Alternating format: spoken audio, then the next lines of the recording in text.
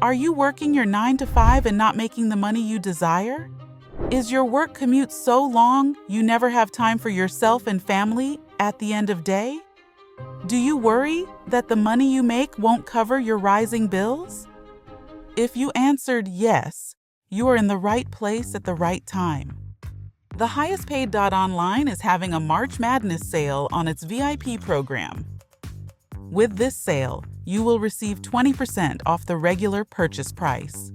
Use code MARCH20 to access the sale. Here is what the VIP program brings: over 45 classes of content, twice a month, live broadcast to discuss your trades and the market, 4 hours of one-on-one consult, 12-month window, 3 hours of mindset counseling, 6-month window, Discord group, access to people that are serious and focused on improving their economic situation. This course plus community should be priced around $25,000 a year. However, you can access all this for a fraction of that price. We have partnered with Affirm and Afterpay to offer you more buying options. Don't miss out on this sale. You will regret missing out in 2024 as the nation's economic situation gets tighter and businesses start looking to cut people as a way to save money. This is the last month the 4 hours of one-on-one will be offered with this course purchase. Use code MARCH20 to access the sale. Go to thehighestpaid.online, select the VIP program, and get in today.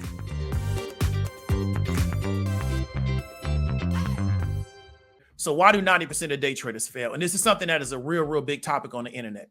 And one of the things that I saw when I jumped on the internet was that there was a lot of information around trading, and I didn't necessarily know if the information could help people get what they want.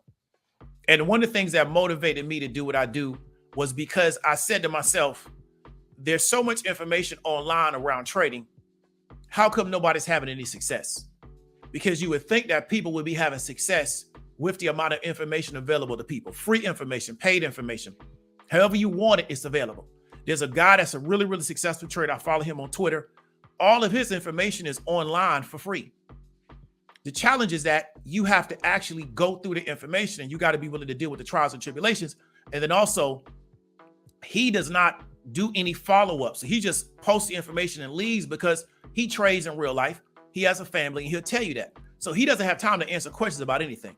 His attitude is that I've given you a repository of information and that's what you need. But you got to understand is that many people, what they're looking for, they're being sold it. And then when they get it, they get mad, but they got sold exactly what they were looking for.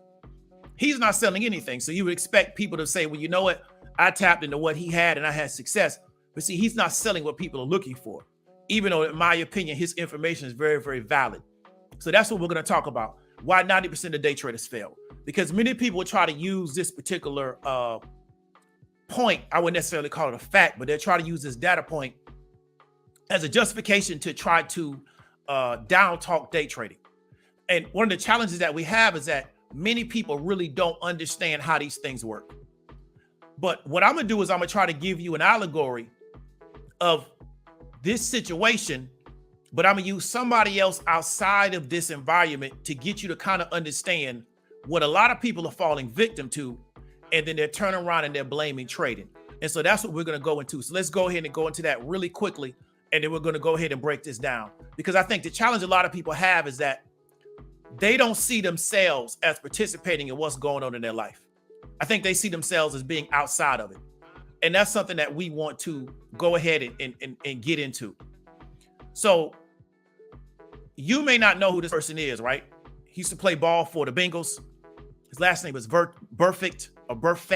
It's from the West Coast. So you're going to say to yourself, well, what does football have to do with this?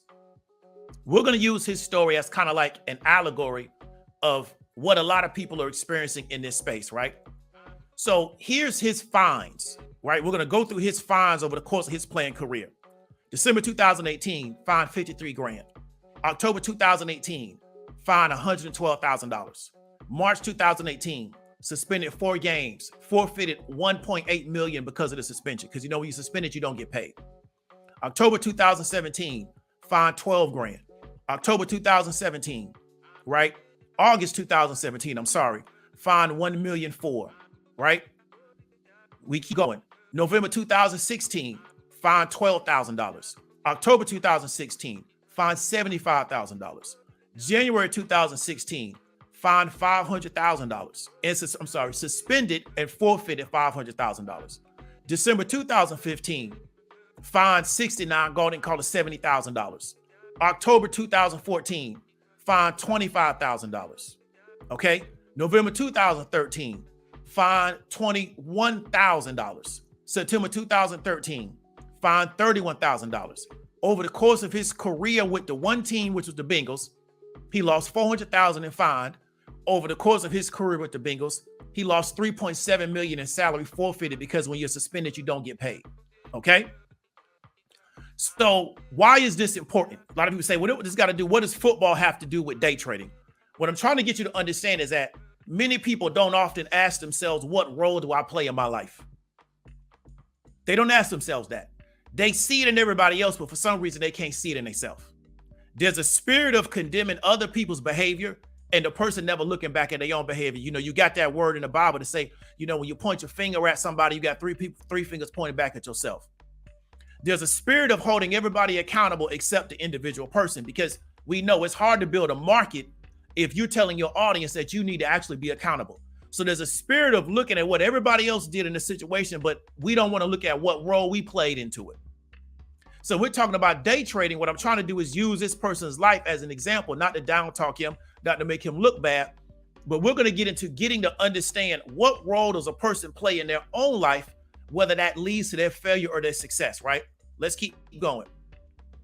So this guy went to Centennial out there on that West Coast, big time football program. And you know, Centennial, people that's really tapped in know Centennial for other situations. But on the sports side, big time football program out there on that West Coast, right? This guy was a 5-star, right? Big time football athlete. So the people that really understand sports know what a 5-star is. He was considered a blue chip athlete, right? Big guy. And people that really understand sports, when you are a defensive player, you're NFL size in high school, and you actually can move and get there, that's very valuable to a lot of programs, right? It's different between being big and strong, but you can't get anywhere to do anything to anybody, and being a big, strong dude, and you can actually get somewhere to do something to somebody. That's very valuable to a lot of football programs, right? So here's all the offers he had. Only school that didn't offer him was UCLA, Arizona State, Zona, Colorado, UM, Tennessee, USC, Utah, Washington State. They all offered, right? They all offer him. So when you're a big time prospect, this is the kind of attention that you get, right? So he on the West Coast, pretty much the who's who of the Pac schools offer him a scholarship as a ball player. Then he got UM on the other side of the country, got Tennessee on the other side of the country. Also got Arizona State, because that's pretty much all West Coast. Okay. He goes to Arizona State. To me, he went to one of the least prestigious schools, right, on this list. There's a reason for that, right? There's a reason for that. Here's his breakdown, right? Linebacker, scout, 1, 2, 3, 4, 5. Rivals, 1, 2, 3, 4, 5. ESPN grade, 85, right? Overall recruiting rankings, scout, #1 middle linebacker. Rivals, #1 inside linebacker. The second one in California. ESPN, #1 linebacker. This guy was a blue chipper. For people that don't understand what sports mean, blue chippers mean you want to top probably 5 to 10 people, not only at your position, right, but really in the country. There's a guy from Florida. There's a dude out of north of Orlando suburb called Lake Mary, a guy named Keith Rivers, right? When we was coming up, he played ball for USC. He played NFL ball too. He was a blue chipper. The whole country was recruiting him, right? Everybody was trying to get to this dude. So he went to USC on the other side of the country, coming out of Florida, because he was a blue chipper. So when you consider the blue chipper, Keith Rivers the same way. Keith Rivers was NFL size in high school. He could actually get somewhere to do something to somebody. That's very valuable. A lot of dudes is big. They lift a lot of weights. You can't get nowhere. You're not an athlete. You're just big. Football looking for athletes. At least how to play football where I'm from. We looking for athletes. We just not looking for dudes that got big, strong shoulders and they got big arms, but you can't never get nowhere to do nothing to nobody. So this was a guy who could get somewhere to do something to somebody. You can build programs around people like this. This is why he was so valuable. Okay. But he goes to Arizona State. So we already starting to see that something's going on Because out of all these top schools that's recruiting you, you went to one of the least prestigious schools on the list because Arizona State's not known for football. Okay. Now, when he go to ASU, freshman All-American, right? By College Football News, Football Writers Association of America, Pac-10 Conference Defensive Freshman of the Year, right? 2010 Sporting News, first team All-American, Pac-10 Defensive MVP in 2010. Decides to go pro after his junior year. Rated 20th best player in the draft, one of the top linebackers in 2012 draft, but he had a terrible combine. Went out in the combine, put up terrible numbers. Terrible numbers on the combine, right? So that hurt his stock. So he ends up not even getting drafted. He goes to the Bengals as a free agent. So you get a guy that come in at the top level out of high school, go to college, have a decent career, but we're going to talk about some of the issues he had in college. Go into the combine, don't have a good combine, don't have a good pro day, and gets undrafted. So he goes to the Bengals as a free agent, right? So now this is what he did at Arizona State. He had 22 personal fouls in 37 games. You know what that means? It means you're a loose cannon. In 37 games, you get 22 personal fouls. Now, those personal fouls hurting the defense. Those hurting the defense. We trying to get the offense off the field. You getting a personal foul, which is an automatic first down. So you hurting the defense, which means you hurting the team, which means that you a loose cannon. He failed a combine drug test, which means that what? He's a liability and he's a loose cannon. Why is this an issue? You know when the combine is. It don't matter that you smoke. That's whatever. You smoke, do your thing. You do blow, you want to do cocaine, do you. The thing is, you know when the combine is. They don't do the pop-up combine and you don't wake up tomorrow and they say, hey man, the combine's tomorrow. You know when we know when the combine is right now. We know when they're going to have the NFL combine right now, and we in November. Therefore, if you coming out of school and you know you're going to the combine, how you fail the drug test? You know they're going to drug test you. So that means not only are you a liability, you still a loose cannon. So the Bengals signed him undrafted to a 3-year, $144 million contract, right? That featured a signing bonus of $1,000. He got no incentives on the deal. And you can go look this up. It's a website called Spotrac. They break down the player's deal. You see the signing bonus. You see the roster bonus. They do a great job of breaking down the finances and the fundamentals of a person's deal. So he got on the Bengals for $480 a year before taxes, but they only invested $1,000 up front to put him on the team. Because if they cut him or he don't play during the season, they don't owe him the money that he don't play for. So he got to show up every week and perform to stay on the team the next week. Why? Because we don't lose nothing if we cut you. Why? Because we only invested $1,000 into putting you on the team. See what I'm saying? Because you a liability and a loose cannon. Okay, let's keep going with it.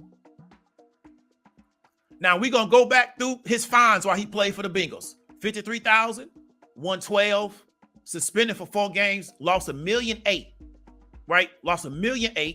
Because what happened is he played good for the Bengals. They re-signed him to a bigger deal because the dude could play. Big, strong dude. He aggressive. He hit people. He could ball, right? You don't make the team as an undrafted free agent and end up starting if you can't play ball. He could play ball when he put his head together, right? And we know he could play ball because he could play ball his whole life. So he can actually play the game, right? Fined $12,000. Suspended, lost another $1 million, right? Lost $12,000, $75,000, suspended, lose another $500,000, right? Fined $69,000, fined $25,000. Let's keep going. Fined another $21,000, fined $31,000. So we got the fine breakdown. That's what happened on the Bengals. Now he go to the Raiders because the Bengals get tired of him. He go to the Bengals, the Raiders. He gonna change his life. He gonna restart his career. And they over there in the UK playing ball with the overseas game, and he go helmet to helmet with Jack Doyle, right? Helmet to helmet hit. Now, those are illegal now. You can't do that anymore. So what happens? NFL suspends him for the rest of the season in week 5. Now, what's the downside of that? We put you on the team. You starting for us. We need you playing. That's why we got you on the team. You get suspended because of something that you can control, not an injury or something of that nature. This is something that you got control over because you can control your actions on the field. You get suspended. So now what we got to do is scramble to put somebody in your position.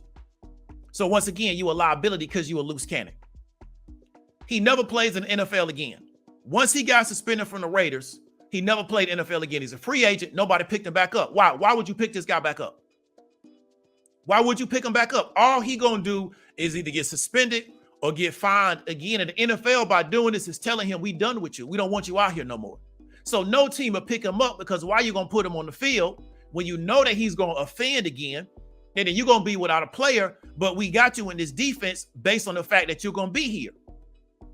So he's no good in the NFL anymore. Maybe he can go to Canada. Maybe he can play in one of them alternate leagues, but the NFL's done with this dude. He had his run in the NFL, right? He had his run. Okay, so now here's the question, right? Was Burfict's behavior as a player caused by the teams he was on? I'm asking the audience, did the teams he play on cause his behavior? Was it the team? Was it, oh, he was playing for Arizona State? Because really he had issues in high school, right? He had issues in high school with this type of play, okay? So was it Centennial and their reputation making him play like that? Was it the Bengals that made him play like that? Then he go to the Raiders. Was it the Raiders making him play like that? So was it the team he was on, was that causing his behavior? Okay, that's the question we asking the audience. Anybody watching the video on archive? Was Burfict's behavior as a player caused by the coaches? Was the coaches making him play like that? So the coaches telling him, man, if you don't do this, this, and this, you're not going to play in this defense. Was it the coaches making him do that? Did he feel pressure from the coaches the way he had all those personal fouls in college? He go to NFL, he still get more personal fouls, and the last thing he did in the NFL was a personal foul. Was it the coaches making him do that? Because some guys feel like, hey, if I don't play a certain way, the coach not going to play me. Was it the coaches? Okay, next question. Was it caused by the cities that he plays in? Some people say, well, it's the environment. So he just was in a bad environment. So because he was playing, he from Corona, right? He was playing, Corona made him do that. It was the environment. Then he go to Arizona State. I don't know what city they're in Arizona. Not a lot of big cities there. Was it that environment? Then he go to the Natty. Was it the Natty making him play like that? Right? Then I think he played for the Raiders when they was in Vegas. Was it Vegas making him do that? So was it the environment the reason for his behavior? Because everywhere he went, he did the same thing. Was it his environment? Let's go to the next one, right? Was it caused by the scheme? Because people that know football can feel like, hey, I'm in a scheme and the scheme making me play like this. Was it the scheme? That's what we asking the audience. Was that the scheme making him do that? See, because we trying to give him all the excuses we can give him to why he was doing what he was doing, right? That's what we trying to do. We trying to figure out what excuse can we lay out to why he exhibited this behavior for a long period of time. So was it the scheme that he played in? Because some schemes are very aggressive and they call for a lot of really aggressive behavior out of their defensive players. So was it the scheme that he played in, right, that made him get personal fouls? Okay, next question. Was it black people and they negative culture? Because on the internet, it's a big thing to blame black people. Black people blame black people for their behavior and they misgivings and their shortcomings and their inequities.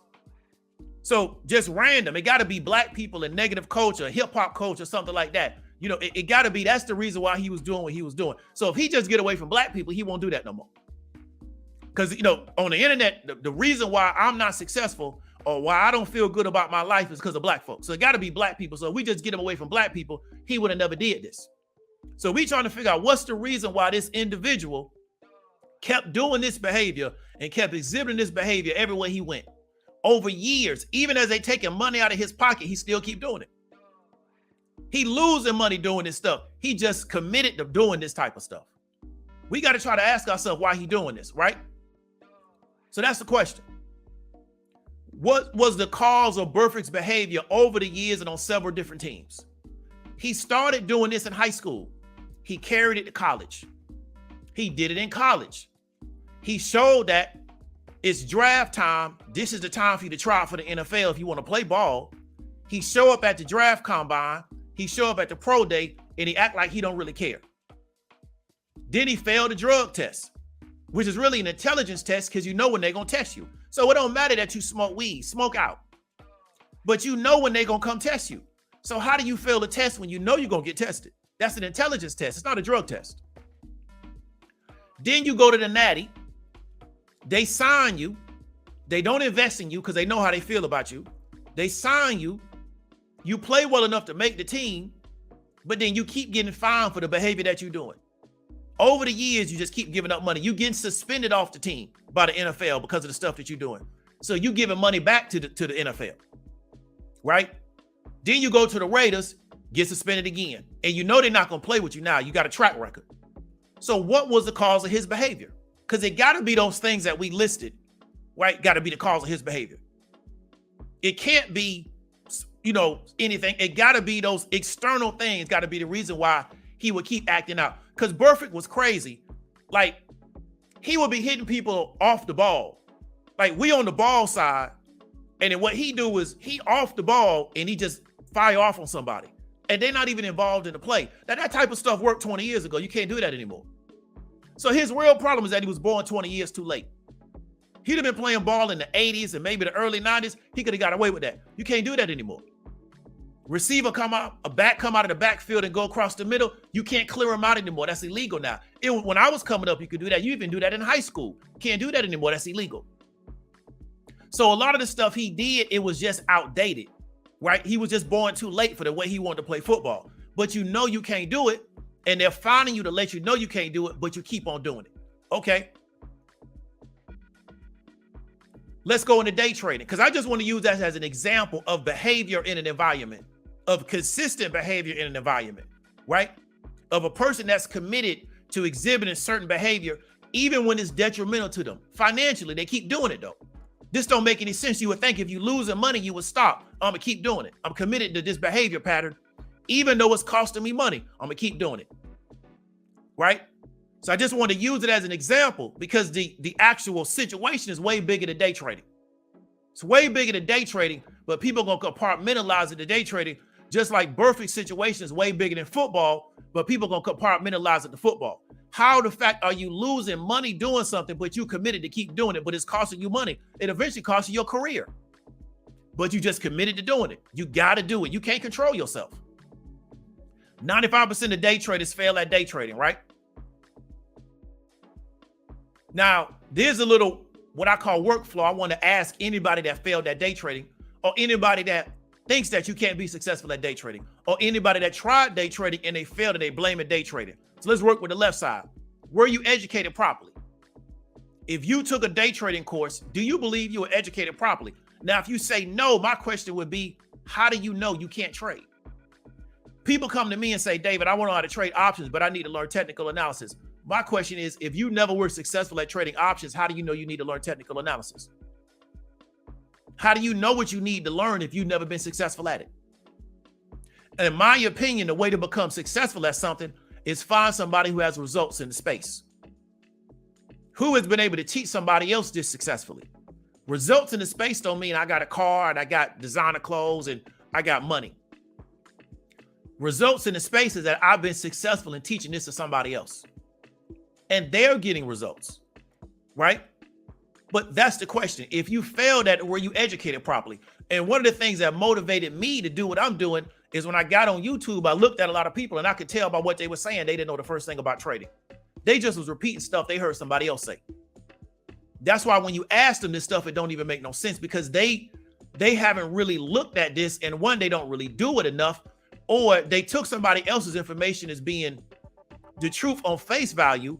That's why when you ask them questions about it, when they run out of program responses based on what this other person told them, they don't know what to say. So they just start word salad you and talking about everything else except what you asked them. Because if you want to talk to me about trading, you better know how to trade, because I actually know how to trade. I actually understand how markets work, things of that nature. So you just can't give me a word salad and give me a bunch of pre-programmed responses. Okay? That's going to be the issue. If you failed at day trading, were you educated properly? Person says yes. They believe they was educated properly. The next question I have is that, is this the first thing in life you failed at? Now, if you say yes, I don't know what to tell you, because it means that you're an adult and you've never failed at anything until this point. So you've been perfect until now. So I can't help you, because I can't help perfect people. I don't have a program or curriculum for a perfect person. You need to go deal with like the creator or something, because you on the perfection level. I don't have nothing for you. But if you say no, my question is, why did you fail at those other things in life? If you failed at day trading, and you blame day trading, my question is, the other things in life that you failed at, why did you fail at that? Is it the fault of those things the reason why you failed? Right? So you failed at this. Is it the fault of that?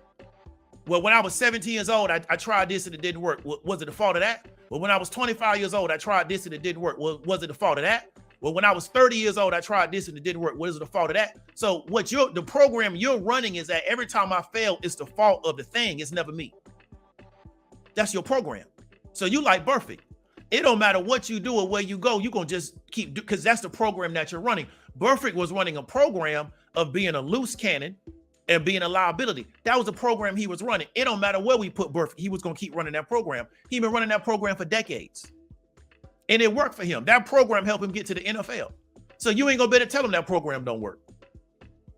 But he never got to be as good as he could because the dude can really play, but he was undermining he was beating himself with the stuff he was doing. But he was so talented, he still made the NFL. Right? Many people, they program they run it is that when I fail, it's the fault of the thing. It's never my fault. So if you failed at day trading and you blame it day trading, my question is, well, what else have you failed at? And then most people, they'll stop talking because they don't want to admit I failed at these other things and now I got to blame those things too. But see, there's somebody on YouTube or on the internet telling you, well, you know what? I'm going to give you an environment for you to blame these other things for why you fail. But they're talking about it's personal accountability. No, it's not. It's not personal accountability. Because if it's personal accountability, we don't blame day trading. We still blame that person. You failed because you didn't do something right. Now, that's based on the fact that you thought you was educated properly. Right? But that's like me going to learn defense under Tony Dungy. And then I go coach and my team getting blown out. They put 50, 60 points a night on my team. And I turn around and say, well, you know what? Tony Dungy don't know defense. That don't add up. Because he got a track record of knowing defense. See what I'm saying? So that's why I tell you a lot of times what you're attracted to is not what's going to allow you to become successful, but that's what you're attracted to. And then now you already got a narrative to blame somebody when you fail. Right? But you dealing with somebody that don't even have a track record of results in the space. But you like the person or you like what they presenting to you. What you don't like is a track record. Because once I know somebody got a track record, what I can't do, I can't turn around and blame them. So I'm already creating my excuse in what I'm doing because I can say, well, you know what? I wouldn't have dealt with this person. And because it was so easy access to deal with them, because that's what I want. Because now I got my built-in excuse when I'm not successful, which is the program that you run it. Okay, let's keep going with it. So a lot of people will tell you, and this is what I say because I actually understand the market. So this example may be over the heads of a lot of people right now. If they keep studying the markets, they'll get it this time next year. People will tell you don't day trade. However, invest in a 401k. That's hypocrisy because how the market's composed. Right? When you actually understand how the actual equities market is composed, I'm not promoting day trading. I'm not denigrating day trading. You do what you want to do. You got to do what works for you. What worked for me might not work for you and vice versa. But when you're telling people there's something fundamentally flawed with trading on a daily time span, then you turn around and tell people, well, the way to become a millionaire is invest in a 401k. That's hypocrisy based on how the market is composed. But see, I actually know how the market is composed. The average American does not know how the market is composed. Many of these people that took these tests to tell you what to invest in, yada, yada, yada, they don't know how the market is composed. They just passed the test. If you ask them to explain to you the composition of the U.S. equities market, how is it composed? Explain to me the composition of the U.S. bond market. How is it actually composed? What is the actual market profile? What's the construction of it? Right? They should better give you a flow chart of how the U.S. equities market works. Right? Because when I'm invested in the T. Rowe Price Institutional Large, that market don't trade once a year. And then when they close that one day a year, that price is set for the rest of the year. They don't say, hey, man, we're going to trade this market one day in November, and then we close the price. That's the value of every equity in the fund for the rest of the year. That's not how that market works. Right? Telling people not to day trade because there's something fundamentally flawed with day trading but in telling them to put their money in a 401k because that's how they're going to become a millionaire is hypocrisy once you understand how the market is actually composed. I'm talking about the market profile. How this thing is actually set up. What's the actual market structure that allows us to value these equities or these securities? Same thing with the bond market, right? This is not a once a year market. You understand me? They don't just do it as a holiday. That's the issue. But the average person, because they don't understand how markets are composed, because it's not like that's something they teach you in K through 12, and they often don't teach it in college unless you're a finance major, they don't even understand what I just said. So now they learn that, well, you shouldn't day trade because day trading is fundamentally flawed, but you should put your money in a 401k. Without understanding is that that's hypocrisy based on market structure and market composition. Let's keep going. So that's like me saying, let me give you another example. Most real estate investors fail, so you should invest in REITs. Most people that's going to go into real estate investment, a lot of them not going to be successful for a lot of different reasons. They're going to go into the real estate investment space and they're not going to be successful. So you know what you should do?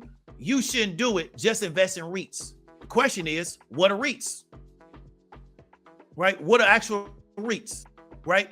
Well, equity REITs are based on real estate investments. Mortgage REITs are based on real estate investments.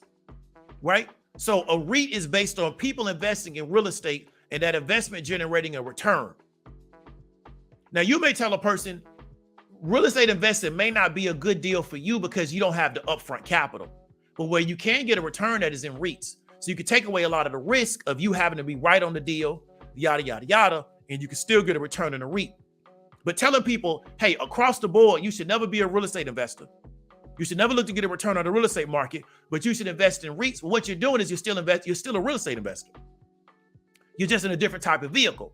But you got to actually understand how the market works for you to understand if I'm invested in a REIT, I'm still a real estate investor. You understand me?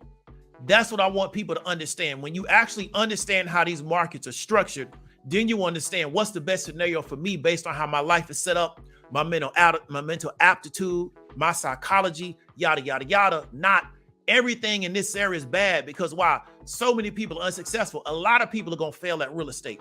Real estate's not going to go anywhere. It's going to be here when we die. A lot of people are going to fail at real estate. Real estate will be here when we die. This land's not going anywhere. So there's always going to be a value to this land, and people are going to always invest in land. It doesn't matter how many people fail at it. That don't have anything to do with it. You understand me? The real estate market is not going to go anywhere because a certain percentage of people fail at being real estate investors. That doesn't mean anything to the market. It's going to still keep going. That's what you have to understand. But you have to know how markets function for you to even understand that. So the question I want to ask the people that are watching this, like, what do you want in life and what does it take for you to get there? And then what skills do you, and I'm sorry for the typo, do you possess that can allow you to get the life that you desire? Most people aren't trying to learn how to trade because they want to learn how to trade. Most people don't go to college because they want to get a college education. They're looking to get what they want out of that scenario. The question is, what do you want in life? Like, what do you really want in life?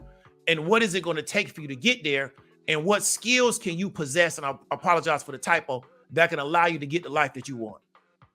That's the only thing you should ask yourself. And then how do you build that up over time? But the idea that I want this life, I don't know how to get it. I try to get it. It don't work. I blame the things I did. I still don't get the life that I want. And then I let somebody put me inside a box and say, well, this is all your life is ever going to be. I'm not saying you should go out here and go crazy. What I'm saying is that really ask yourself, what do I want in life? Because many people, by the time they get a certain age, they're so disgruntled, they're so soured on life. Everything about them is a negative. Because they just never was able to really figure out how to get the life that they really wanted. And they're not willing to do what it's going to take to get the life that they really want. So what they do is they just aggregate around a bunch of people that got that same mentality. So they just try to figure out what's the negative news they're going to get today that's going to make them feel good, even though they don't really have the life that they want. And I'm trying to help people get the life that they want. What we got to do to get it, as long as we don't go to jail, is irrelevant. The game is to get the life that you want, because life is very short. So I'm inspired by trying to help people get the life that they want, and they don't go to jail trying to get it. I don't care what nobody else got to say, bro, because they don't understand what motivates me, right? And that's what something I think a lot of people don't understand. And I want to really get people to understand. The goal is to get the life that you want. The rest is noise that you're going to get distracted by, right? The goal is to get the life that you want. Everything else is noise, right? You got to really start to understand that. The goal is to get the life that you want. Everything else is a bunch of noise that's being created by a bunch of people. You learn this in marketing. We start talking about messaging. It's a bunch of noise, right? And I want people to be aware of people that offer solutions that don't solve your problem. However, you're a solution to their problem. A lot of these people on the internet, their big problem is they don't think they get enough attention. I was watching this YouTube video earlier today. This little white dude telling people he a P, right? And he going through all this trial and tribulations because he telling people he a P. But you know what? He don't care because why? It's providing what he really wants, was attention. We have a whole generation of young people that to them, attention on the internet is the biggest thing in the world to them. It's like a drug. It's like crack cocaine to them. They'll do anything to get the hit, even if it's negative. So back when I was coming up, you had to get negative attention in the real world, but you knew people that did it. They didn't care what the attention was as long as they got it. So if it was negative, they'll take that. I just want to get people's focus on me. Now, because of this internet, I can get attention from all these people. I can be the talk of this little sector of YouTube because what? I figured out how to get their attention. I don't care that it's negative, right? So a lot of people on this YouTube, their real problem in life was they don't think they get enough attention. They'll create any message. They'll say anything. They'll do anything because why? I want to get attention. I'm wary of a grown man that says, I was in my community doing things in my community and being a benefit and nobody wasn't paying me no attention. So I jumped on YouTube. My question is, why do you care? You a grown man in your community and you being a positive person in your community, you being a blessing to your community, and you felt so inadequate about life that you had to not jump on YouTube and make provocative videos and make provocative statements just because you felt like you weren't getting enough attention. Something's wrong with you. But this is what we've created in this world with this internet. And a lot of these people, that a lot of y'all that who you're listening to on this social media, they don't have a solution to your problem.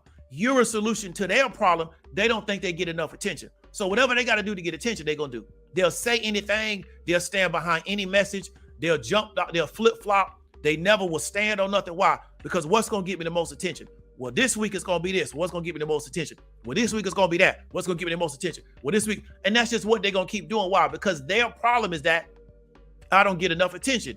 You're their solution to not get enough attention. They don't have a real solution for your problem though, because they can't help you get the life that they want. But you think your problem is that I don't have enough people that agree to me that life sucks. See, that's not my problem. And I don't attract people where they think that's their problem. So I'm on a different wavelength. But I want you to really understand that, right? So the reason why we did this is because I wanted you to understand, if you fail at something, day trading is not the thing. If you fail at something, ask yourself, what role did you play in your failure? I'm not saying it's all your fault, but I'm asking you, what role did you play in it? Because this narrative that is personal accountability till it's something I don't like. And then when it's something I don't like, it's the fault of the thing. It's no longer the personal accountability space. That's that cafeteria conservatism that I don't like. But you get a lot of that. I knew a dude I used to know. He was a cafeteria conservative. It was all about personal accountability, yada, yada, yada. Then in his professional life, he felt like something happened to him in the workplace that he didn't like. Then it became, well, they racist against me in the workplace. I say, oh, we're not going to do that. Because if it's personal accountability with everybody else, and you go to work and you feel like they didn't treat you right, it's still personal accountability. We're not going to cry racism now because it's you. It's still personal accountability. The reason why you didn't get what you want to get on that job, because you weren't the right person for it. We're not going to blame the job. We're going to still keep it personal accountability. And that's that stuff. But see, that appeals to people because why? Most people is everybody else is different than me. When it's me, I'm a special situation. When it's everybody else, it's a standard. And that's just how they run their life. So you can appeal to people on that level because you know coming in the gate, they're going to always see themselves as the exception to the rule, but they're going to try to hold everybody else to the standard. You feel me? So we're going to get up on out of here. We ain't going to be here long. Repeat, Black Friday sale. We're going to run this to the top of the month, which is December 1st, 15% off. Still going to be the lowest price every year. the price will go up. I think I want to stop the price increase at around $2,500. Think that's going to be the sweet spot. So we're going to keep moving up till we get to that particular level. But right now, great discount till we get to that particular price point. Like I said, this sale will be over December the 1st. Then we're going to move on to another promotion. Let's read these comments, man. We're going to get up on out of here.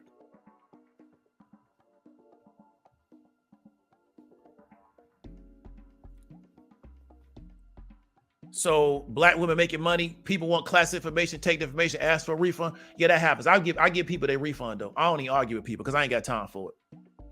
You know, I refund people quick, they money. Because I don't feel like going back and forth. I seen a trader say you only got a flip phone. I feel you. I feel you. My dad got a flip phone too. He don't even do text messaging.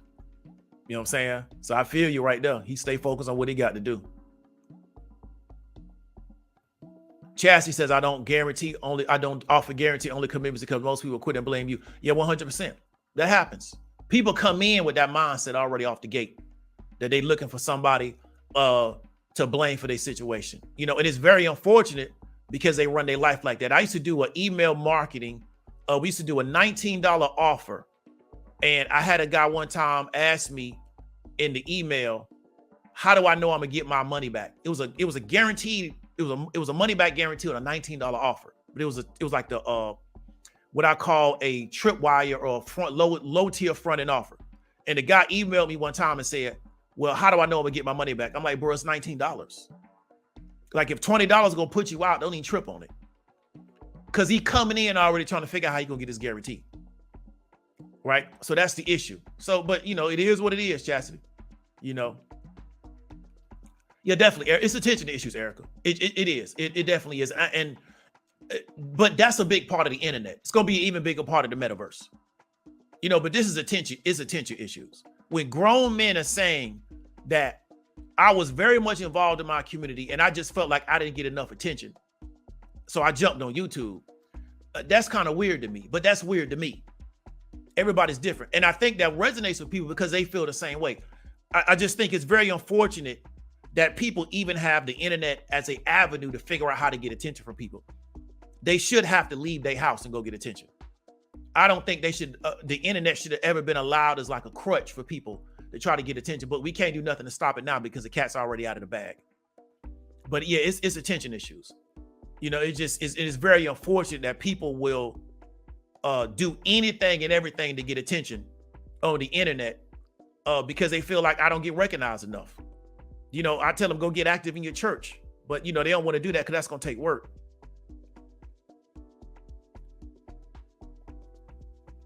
Yeah, definitely. So black women making money says TikTok takes advantage of young people wanting attention. It's bad out here. Yeah, I was talking to an Indian woman and she talked about how the prime minister banned TikTok in India because they didn't like the platform. GC, what's going on with it, man? So many distractions in the world. You got to block them out as much as you can. Yeah, definitely. You got to focus on what you want. You know, you really do, because it's so many. It's going to be even more 5 years from now. I was reading something, I want to say maybe almost 10 years ago. And they were saying that the average person, they get broadcasted to more than like a person did 50 years ago over the course of their lifetime, just because everything's just in your face all the time. It's just so much to get caught up in now. It's just crazy. Erica says these folks out here sour. Yeah, definitely. It's a lot of sour people, you know, but it's so easy to aggregate them on the internet now. You know, it used to be that they couldn't find nobody to be sour with, so they just had to hang out by themselves. Now they can go on the internet and everybody can just hang out and talk about how sour they are. It's weird, but that's just what it is. Ty says building that in-depth understanding of the markets is what lessens anxiety when you start doing actual trading.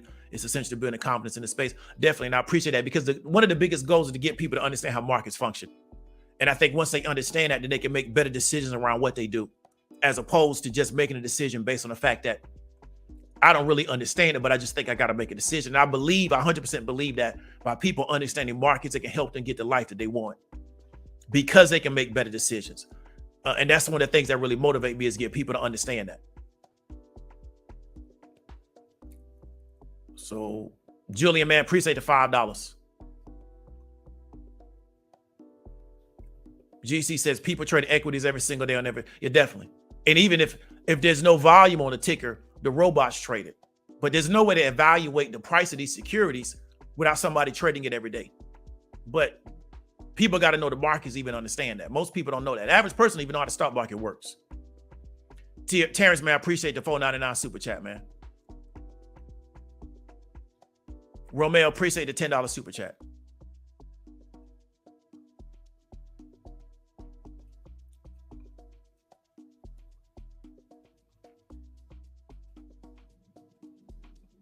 Yeah, I remember Percy Harvin when he came out. I remember why he said he wanted to come to Florida too.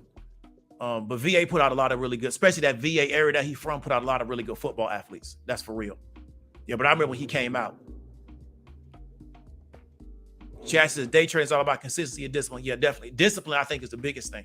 Because I know guys that make a lot of money trading on the daily, and one of the biggest things they talk about is discipline. Sometimes not taking the trade is more important than taking the trade.